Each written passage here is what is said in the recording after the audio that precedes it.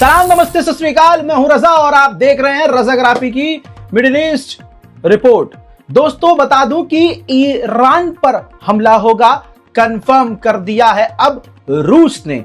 Russia की तरफ से ये इंटेलिजेंस रिपोर्ट कई बार आई थी, लेकिन अब ऑफिशियली कंफर्म किया गया है। रूस का दावा यह है कि ईरान पर हमला होगा, क्योंकि अब यूएन और यूरोपीय यूनियन दोनों की खतरनाक पाबंदियां ईरान पर लगी हुई हैं, जिसका फायदा दूसरे देश तो उठाएंगे ही, लेकिन इजराइल भी उठाएगा।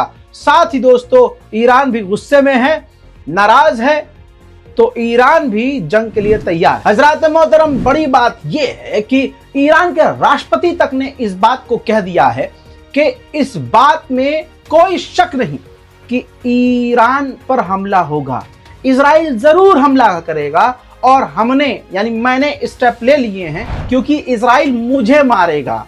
यानी ईरान के राष्ट्रपति को इजराइल निशाना बना रहा है, ऐसा खुद राष्ट्रपति ने कह दिया है ईरान के मसूद पेजेश्कियान ने।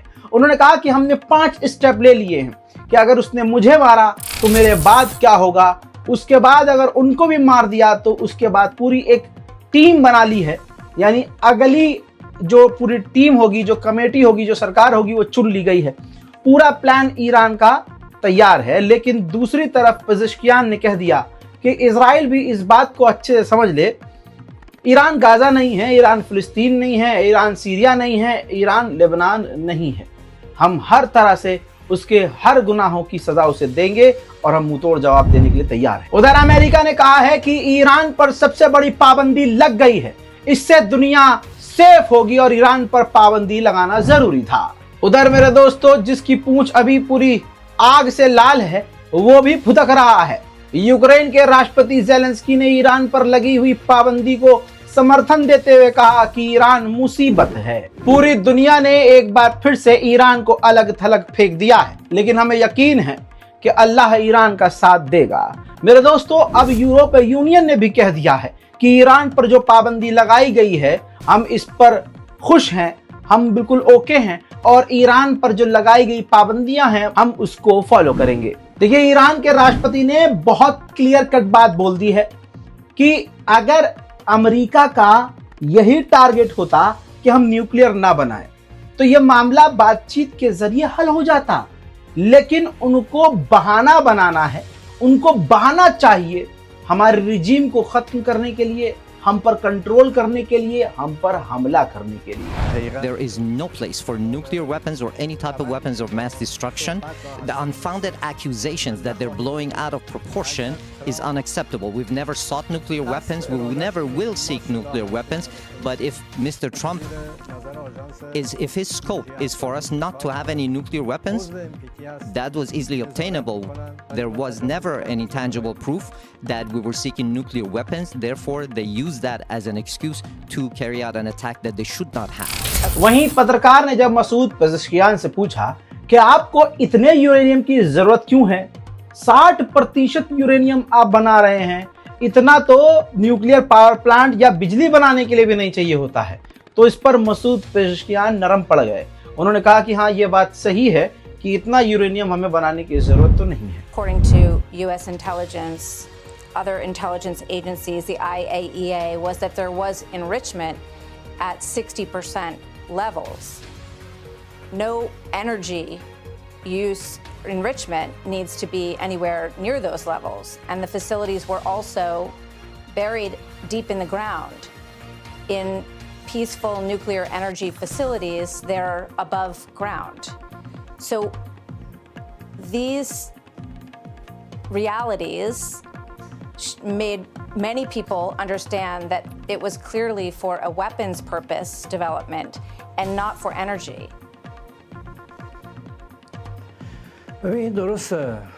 Well, that's right. Perhaps we do not need the 60% enrichment. We know what we believe and we know what we seek. बात सही साबित होती हुई नजर आ रही है। बिल्कुल सेम वही हो रहा है जो पहले हुआ था। ईरान पर हमला करने के लिए जिस तरह से बयानबाजियां की गई थी, अब वैसे ही बयानबाजियां खुल्लम खुल्ला इजराइल भी शुरू कर चुका है। इजराइल ने अब कहा है कि हमें पता है कि ईरान ने अपना एनरिच यूरेनियम कहां रखा है। तो यानी इजराइल इशारा कर रहा है कि हम हमला करेंगे तो आप ये मानिएगा कि हमने उसके एनरिच यूरेनियम पर हमला किया है। माहौल ईरान पर हमला करने का बनाया जा रहा है। दोस्तों हजरात मोहतरम, ये कुछ सबूत आपके सामने रख रहा हूं। रशिया के मिलिट्री कार्गो जहाज जो हैं तेहरान इंटरनेशनल एयरपोर्ट पर उतरे हैं।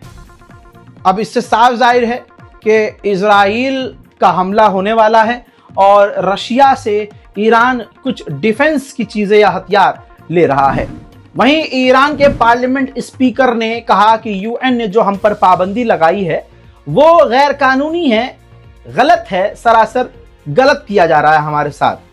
लेकिन यह भी क्लियर हम कह दें कि हम पर जितनी भी पाबंदियां लगाई जा रही हैं इससे हमारा कोई नुकसान नहीं होगा।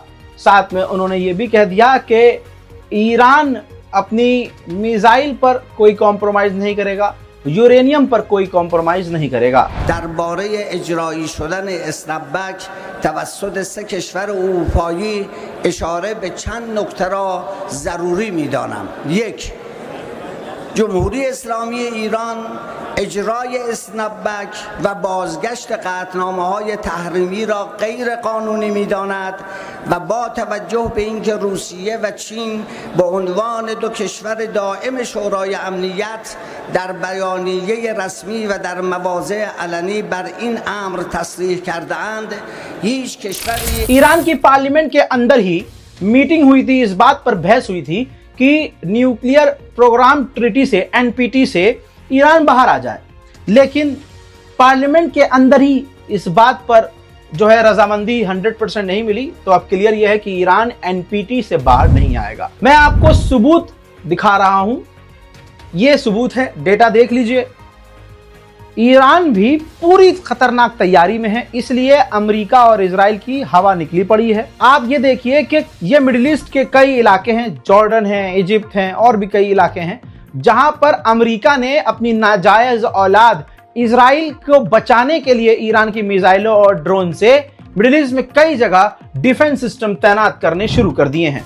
वहीं ईरान के आर्मी चीफ ने भी साफ कह दिया है कि अगर हम पर हमला हुआ तो हम फोर्सफुली जवाबी कार्रवाई करेंगे और हमने काफी करीब से उनकी हरकतों पर नजर बनाकर रखी हुई है। हजरात, हिजबुल्लाह के जो नए चीफ हैं वो लेबनान में हैं। आपको बता दूं कि ईरान के नेशनल सिक्योरिटी काउंसिल के हेड ने हिजबुल्लाह के चीफ से मुलाकात कर ली है। खिचड़ी तो पक रही है दोस्तों, माहौल गर्म हो रहा है। ईरान के नेशनल सिक्योरिटी काउंसिल के चीफ ने यह भी कहा है कि अगर अमेरिका थक जाए जंग वंग करके तो तब आकर हमसे बात कर ले। कि अमेरिका की प्रॉब्लम यह है कि वो जंग भी करना चाहता है और बात भी करना चाहता है, और ये दोनों चीजें एक साथ नहीं हो सकती। हजरात मोहतरम, दूसरी तरफ आपको बता दूं कि अपना पिछवाड़ा बचाया नहीं जा रहा जोलानी से, लेकिन अमेरिका और इजराइल की गुलामी पूरी ईमानदारी से कर रहा है। अब उसने पुरानी सरकार यानी बशर अल असद की सरकार थी उसके खिलाफ एक्शन लेना शुरू कर दिया। यहां तक कि जो बशर अल असद था उसके खिलाफ अरेस्ट वारंट जोलानी की सरकार ने जारी कर दिया। इजराइल रोज हमले कर रहा है, अमेरिका कुछ कर नहीं रहा। इजराइल सीरिया की जमीन पर कब्जा कर चुका है। डील के लिए जोलानी राजी भी है, तब भी इजराइल जो है मना कर रहा है, भाव खा रहा है और उल्टा अपने देश पर फिलहाल हालात सही करने की कोशिश करने के बजाय जोलानी लगे पड़े हैं अमेरिका और इजराइल को खुश करने के लिए। मैं जो बोलता हूं सबूत के साथ बोलता हूं। इधर बशर अल असद को गिरफ्तार करने का वारंट जारी किया इस हिजड़ी सरकार ने, और अगला ये प्रूफ आप देख लीजिए, सोर्स आपके सामने है।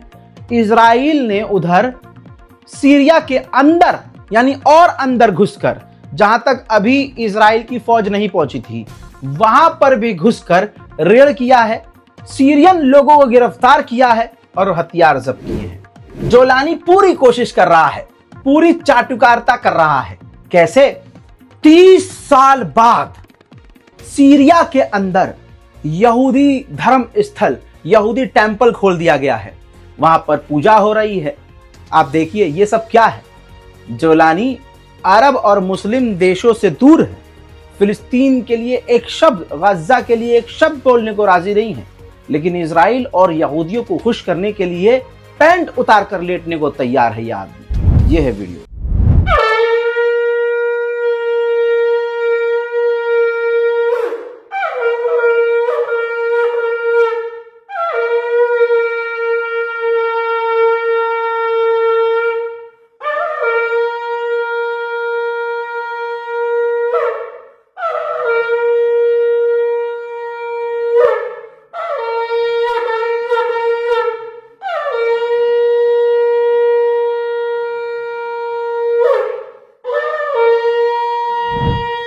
अरे भैया इतना ही नहीं, अभी और सबूत दूंगा। किसी को तकलीफ हो रही हो, किसी को बुरा लग रहा हो कि ताऊ के बारे में रजा भाई ने पूरा एक्सपोज कर दिया है, तो माजरत चाहूंगा बाबू। सबूत लेके आया हूं, ये देखिए भैया।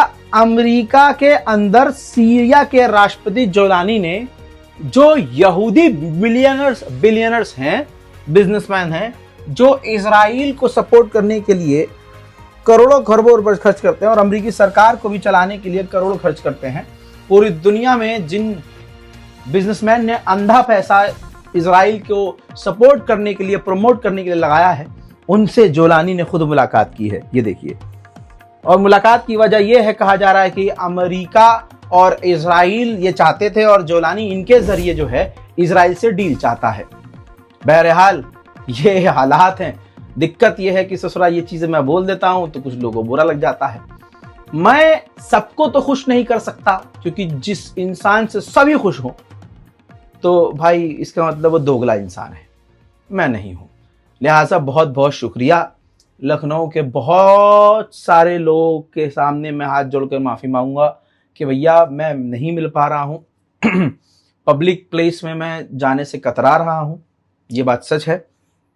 और जहां मैं कहीं गया भी एक आध जगह, तो बहुत कम टाइम के लिए मैंने अपडेट दिया कि मैं यहाँ हूँ, और उस टाइम अगर जो लोग मिल गए सो मिल गए। परमिशन लेने की हमने कोशिश की थी, क्योंकि देखिए लखनऊ है, उत्तर प्रदेश है, और आप सेंटर में हैं लखनऊ में, और वहाँ अगर भीड़ भाड़ ज़्यादा हो जाए और कुछ अनहोनी हो जाए तो वो मेरी ही जान पर बनेगी। परमिशन मांगी गई है, लेकिन परमिशन नहीं मिली, क्योंकि परमिशन जिस वक्त की मिल रही थी उस वक्त मैं बाहर नहीं आ सकता था। शाम की परमिशन चाहिए थी, वो नहीं मिली है। बहुत लोग, मतलब कुछ ऐसे लोग हैं जो बेचारे बाराबंकी से आए थे और सिर्फ इसलिए कि बस एक बार मुसाफा करके चले जाएं। भाई ऐसा मत कीजिए। मेरे दिल में हमेशा ये बात चुभती रहेगी कि आप लोग आए और मैं आप लोगों से मिल नहीं पाया। जिन लोगों से नहीं मिल पाया उन लोगों से माजरत। थोड़ा थोड़ा अपडेट मैं अपने इंस्टाग्राम पर दे रहा हूँ, तो इंस्टाग्राम पर जो लोग कनेक्ट हैं वो जान सकते हैं कि मैं हाँ आधे घंटे में मैं कहाँ मिलूँगा, आधे घंटे बाद। क्योंकि मैं अगर 24 घंटे पहले ऐलान कर दूं कि फ़लानी जगह मैं होऊंगा, तो शायद जो भीड़ होगी उसको कंट्रोल करना प्राइवेट सिक्योरिटी जो है हमारी वो तो नहीं कर सकती है ना, तो उसमें लीगल इश्यूज़ हो सकते हैं। तो मैं नहीं चाहता हूं कि हम अपने कौम के लोगों को ख़तरे में डालें। तो इस रिपोर्ट को शेयर कीजिएगा, मुझे माफ़ कीजिएगा, और दिल से बहुत बहुत शुक्रिया लखनऊ का और लखनऊ वालों का। इतनी सारी मोहब्बतों का शुक्रिया। वैसे तो मतलब इसलिए ज़्यादा शुक्रिया कि लखनऊ वाले सुनते किसी की नहीं है, और लखनऊ में सबसे ज़्यादा सुना जाता है हमें। तो बहुत बहुत शुक्रिया आप सभी का। जय हिंद।